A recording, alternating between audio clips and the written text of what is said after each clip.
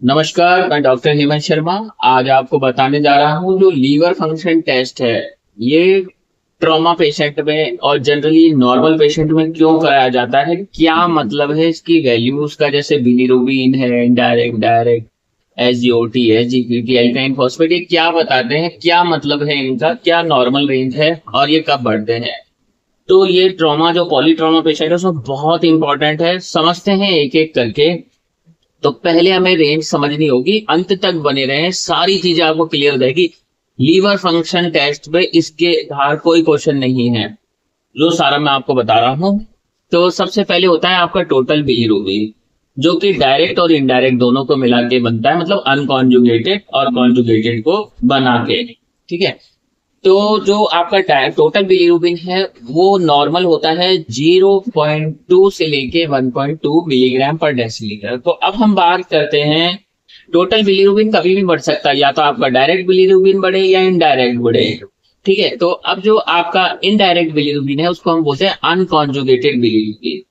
ये ट्रॉमा में जब बढ़ता है, जैसे किसी पेशेंट को मल्टीपल फ्रैक्चर्स हो गए, अब क्या होगा कि वो जो फ्रैक्चर है या कोई लीवर इंजरी है या कोई सॉलिड ऑर्गन इंजरी है, अब वहां पे खून का थक्का जम गया है मोटा। अब वो क्लॉट जब रिजॉल्व होने लगेगा, कुछ समय बाद वो क्लॉट रिजॉल्व होता है, तो वहां पे क्या होगा, हीमोलाइसिस होगा। तो क्लॉट डिसॉल्व होते वक्त हीमोलाइसिस होगा, तो जो आपका अनकॉन्जुगेटेड बिलीरुबिन है वो बढ़ेगा। अब जैसे जो अनकॉन्जुगेटेड बिलीरुबिन है वो हेमोलिटिक एनीमियाज में बढ़ता है, गिलबर्ट सिंड्रोम, क्रिगलर-नज़ार सिंड्रोम में भी बढ़ता है। ठीक है। या फिर हेमोलिटिक एनीमिया से बढ़ता है। तो ट्रॉमा में क्लॉट बना, क्लॉट के बाद जब वो रिजॉल्व होने लगेगा तो आपका इनडायरेक्ट बिलीरुबिन बढ़ेगा। ठीक है। उसके अलावा ट्रॉमा इंड्यूस्ड हेमोलाइसिस है, उसमें इनडायरेक्ट बिलीरुबिन बढ़ेगा। या लीवर की पैथोलॉजीज में कॉन्जुगेटेड बढ़ता है। अब हम बात करते हैं कि जो आपका बिलीरुबिन है डायरेक्ट, जिसे हम बोलते हैं कॉन्जुगेटेड बिलीरुबिन, ये कई जॉइंटिस में बढ़ता है, जैसे डूबिन जॉनसन है, रोटर सिंड्रोम है, उनमें बढ़ता है। पर ट्रॉमा में जब बढ़ता है, जैसे कोलेस्टेसिस होगा ट्रॉमा में, आपके लीवर एंजाइम सही से काम नहीं कर पा रहे, बाइल फ्लो नहीं हो पा रहा है, या फिर लीवर इंजरी हो गई है, लीवर में चोट लग गई है, अब बाइल लीक हो रहा है। तो बाइल पेरिटोनियम में लीक हो रहा है, तो वहां से डायरेक्ट एब्जॉर्ब भी हो रहा है। तो कौन सा बाइल हो रहा है, वो कॉन्जुगेटेड डायरेक्ट बिलीरुबिन एब्जॉर्ब हो रहा है, तो इसलिए डायरेक्ट बिलीरुबिन हायर साइड में रहेगा। तो जो आपका इनडायरेक्ट बिलीरुबिन था उसकी नॉर्मल वैल्यू होती है 0.2 से लेके 0.9 मिलीग्राम पर डेसिलीटर, उससे ज्यादा है तो वो बढ़ गया है।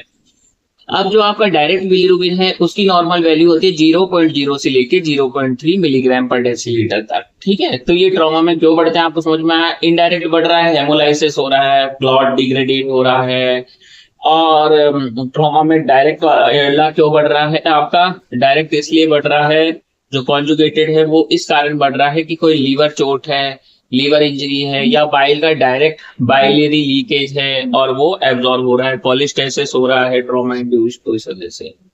अब बात करते हैं एसजीओटी और पीटी की। जो आपका सीरम ग्लूटामेन ऑक्सिलो एसिटिक ट्रांसएमिनेज है, या सीरम ग्लूटामेन पायरुविक ट्रांसएमिनेज है, जो एसजीओटी है वो मसल में भी होता है, स्केलेटल मसल्स में, कार्डियक मसल्स में, तो ये तो कभी भी बढ़ सकता है। मतलब जब टिश्यू को इस्कीमिया होगा, परफ्यूजन नहीं होगा, शॉक होगा, जब कोई भी ऑर्गन सफर करेगा, जिसको ब्लड फ्लो प्रॉपर नहीं हो पा रहा, न्यूट्रिशन नहीं मिल पा रहा, पेशेंट शॉक में जा, तो ये एसजीओटी बढ़ जाता है। नॉर्मल एसजीओटी की रेंज होती है 10 से लेके 40 यूनिट पर लीटर, और एसजीपीटी की जो रेंज होती है वो होती है आपकी 7 से लेके 56 यूनिट पर लीटर तक की।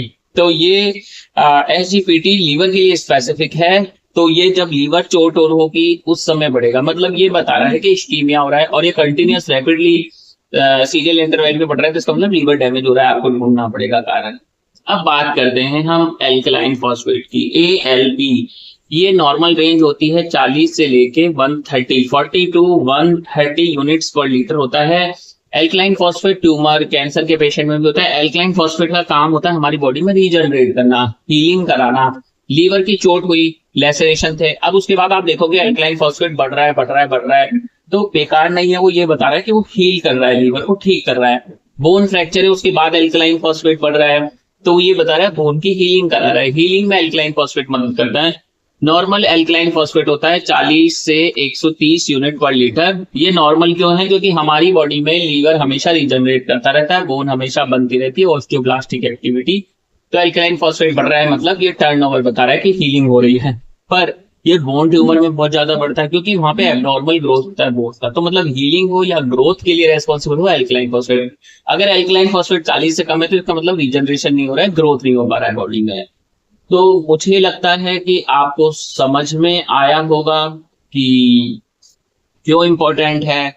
अब जैसे वो हड्डी टूटी, थोड़े दिन बाद एल्कलाइन फॉस्फेट बढ़ेगा फिर कम होने लगेगा ड्रामेटिकली, क्योंकि अब वो हीलिंग भी स्लो हो गई है पूरी। जैसे एल्कलाइन अपना काम कम कर देगा। लीवर भी अगर चोट लगी फिर धीरे धीरे रिकवर होगा तो एल्कलाइन फॉस्फेट बढ़ेगा, फिर एक टाइम बाद धीरे आएगा जब उसकी रिकवरी पूरी हो जाएगी, फाइब्रोसिस हो जाएगा।